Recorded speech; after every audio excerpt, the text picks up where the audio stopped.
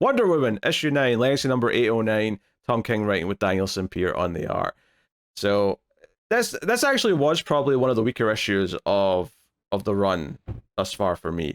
Last issue was really good, and it was almost like a much better example of what this issue kind of is.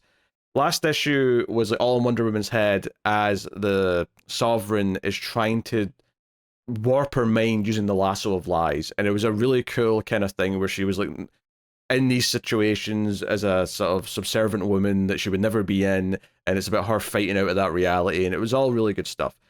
This issue is still in her head for the most part, all basically but the last page, and it's the idea that she's basically been left in a cell on her own for weeks, possibly months, to try and break her, because she's a social person, as it were. She's someone who empathizes with people, and being truly alone is going to like break her down.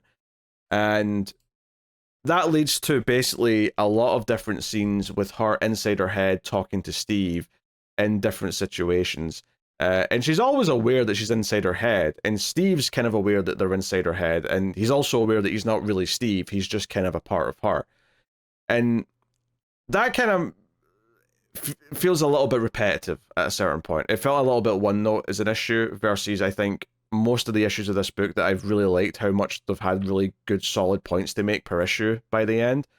I think this one, I get the vibe of it overall. I get this idea that by the end she's like, oh, I'm, I'll get through this. The Sovereign's pissed off at the end as he's telling his story to her daughter that, I thought I'd broken her. I thought this method was going to work, but I was disappointed.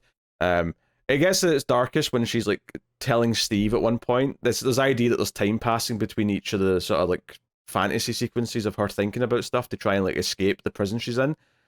And at one point she tells this horrible story about how they stopped giving her food and she eventually ate a rat in the cell. And it's pretty dark sounding. She feels really guilty about it, but like it sort of came over her. But then later a second rat shows up and she talks about talking to the rat. Now, obviously, this isn't literally happening necessarily, but this idea that she thinks this rat was the mate of the other rat and she feels bad. It's the art's gorgeous throughout. The art is as stunning as Simpere's art has been, and it definitely gives it a variety of different situations and like scenarios to put her in. Like page one, Steve and Diana are at dinner at a fancy restaurant and everything's really nice. The second page, they're in like a field of flowers, and it's all the coloring is went much more. It's not. I wouldn't say it's quite watercolor, but it's definitely more muted than the previous page or anything after it. There's a bit of jump at one point. There's a bit where they're in a different city, and a lot of the dialogue is ultimately kind of about how Steve is this distraction for her, and that's kind of what she needs right now is a distraction. And she talks about how when you love someone, you give them something of you and they give you something of them, and it's an exchange.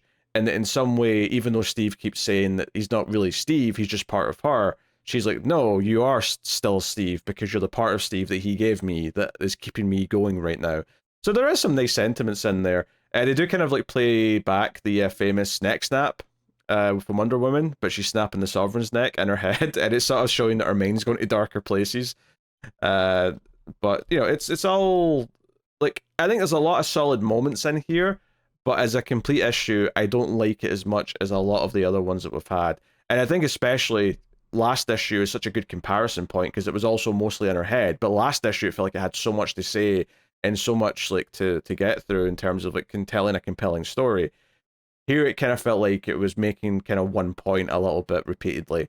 So, it's still solid. It was still a nice read, but I didn't come away from this as like super pumped up by it that and the way that I have been with most of these issues.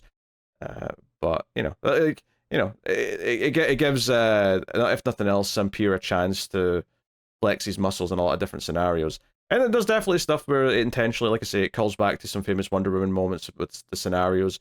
It even calls back to the start of this arc at one point because she's playing pool with Steve in a bar, which makes you think of how this arc all started, or this run whole started with the murder in the pool hall. And she even sort of compares all of this fantasizing to when she was a kid, and she would think about Man's world as a sort of an escape from like where she was in Themyscira. Not that she needed it in the same ways in an extreme sense, but that all that fantasizing of like being somewhere else and being in westerns is actually kind of is where her mind's gone back to now to try and survive this. So she has kind of a badass moment at the end when the Sovereign opens the door and she's like, "What's next?" like is that all you've got? I'll endure much more than this. So yeah. So that said, though, I do think it is not a patch on last month's issue, which tackled a very similar idea in a much stronger and more compelling way. And it also had the benefit of cutting away to the Wonder Girls at one point for just a little snippet of a subplot, just to sort of tease like how they're going to like come into the rest of the story afterwards. This was missing that as well. So it does kind of fall victim a little bit into like when Tom King does like just an issue of like dream sequence stuff. This was a bit more like focused in the sense that you could kind of like get the idea of what it was saying the entire time. It didn't feel like it was being too artsy for its own good, but it didn't quite have the direction that last month's issue did. So yeah, like I say, the art is gorgeous throughout though. If you don't like anything else about this issue, Sam Pier's art and all these different scenarios, different locations, intimate scenes, fight scenes, pretty much all of it looks fantastic. So that said though, I would say it is one of the, as far as the main story goes in Wonder Woman, it's probably one of the weakest of the run, right? There's maybe one or two that are about this level. I'm not including the fill-in issue with Gillen March because that was just its own like thing, right? That was just its own side thing. That might have been the issue where I was like, nope, not doing it anymore. I mean, I looked and saw it was him. I was like, nope, I'm done. I mean, it probably, but you could have easily just skipped that issue because it had no. Yeah, but I was already not enjoying the book. That was just the final straw. Fine. That's fine. Anyway, let's see what Matt said before I get to Rick, because I'm sure he did this one. Yeah.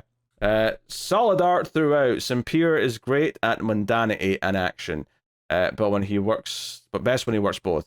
He's a master of body language. Trevor says so much with just the framing and position Sampier puts him in, especially in the semi-sequence. The semi-sequence? I don't know what he's talking about there. The Starry Beach splash page is killer. Yeah, there's a page where they're walking across a beach and there's like stars behind them. Big 2-page splash. It's quite nice. Took a couple of scenarios before I fully got what we were reading. Felt like a dreamlike in its presentation. I like how King is taking his time to revisit the cemetery. I don't know, I've just zoomed in to make the text bigger because I was struggling to see it. So to visit the snowy cemetery, which again was a part of earlier in the run, much like the pool hall. Of course, I love seeing Barbara Ann. The story of the rat really hit the torture aspect, but Diana's sense of self reigns supreme and turns it from one of terror into one of triumph. It infuriates me that Connor thinks this is bad. 9 out of 10. I live to infuriate people. What's funny is I was a little bit less enthusiastic about this issue. For me, I think this is more like a 7.5 out of 10. Like I don't think it's quite in the because I think it's been a very consistent run for the most part. I think this one felt like it had less meat on the bone. Still good, but less meat on the bone.